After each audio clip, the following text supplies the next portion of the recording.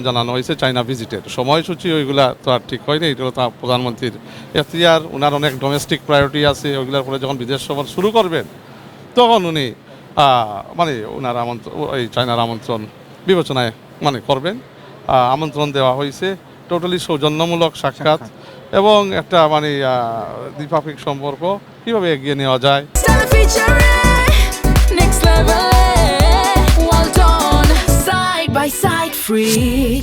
Xi Jinping সাহেবের পক্ষে এবং চায়নার প্রেমিয়ার লি কুয়াংয়ের পক্ষে উনি শুভেচ্ছা জানাইছেন। বাংলাদেশ চায়না সম্পর্কটা হয়েছে ঐতিহাসিক। এটার সূচনা হয়েছিল শহীদ প্রেসিডেন্ট জিয়াউর রহমানের সময়। তো ধারাবাহিকভাবে সবসময় একটা স্ট্রং সম্পর্ক।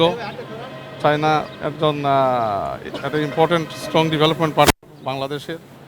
তো সবসময় একটা সম্পর্ক বজায় রাখছেন এবং এই সম্পর্ক যাতে কীভাবে আরও জোরদার করা যায় এবং এটা নতুন মাত্রায় নিয়ে কাজ করা, বাংলাদেশের ডেভেলপমেন্ট নিয়ে কাজ করা এবং ধরেন বিগত সরকারের সাথে যেভাবে আপনার কিছু কাজকর্ম হয়েছিল,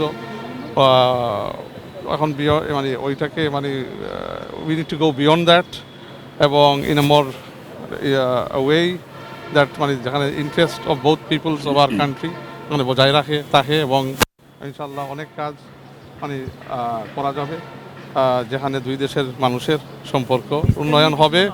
না, ওইরকম কিছুই নেই, এটা সৌজন্য সাক্ষাৎ।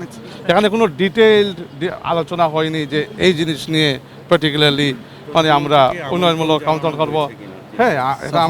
আমন্ত্রণ জানানো হয়েছে, ওনাকে আমন্ত্রণ জানানো হয়েছে চায়না ভিজিটের সময়সূচি, ওইগুলা তো আর ঠিক হয়নি। এগুলো তো প্রধানমন্ত্রীর এখতিয়ার, ওনার অনেক ডোমেস্টিক প্রায়োরিটি আছে। ওইগুলোর পরে যখন বিদেশ সফর শুরু করবেন তখন উনি ওনার এই চায়নার আমন্ত্রণ বিবেচনায় করবেন। আমন্ত্রণ দেওয়া হয়েছে, টোটালি সৌজন্যমূলক সাক্ষাৎ এবং একটা দ্বিপাক্ষিক সম্পর্ক কীভাবে এগিয়ে নেওয়া যায়।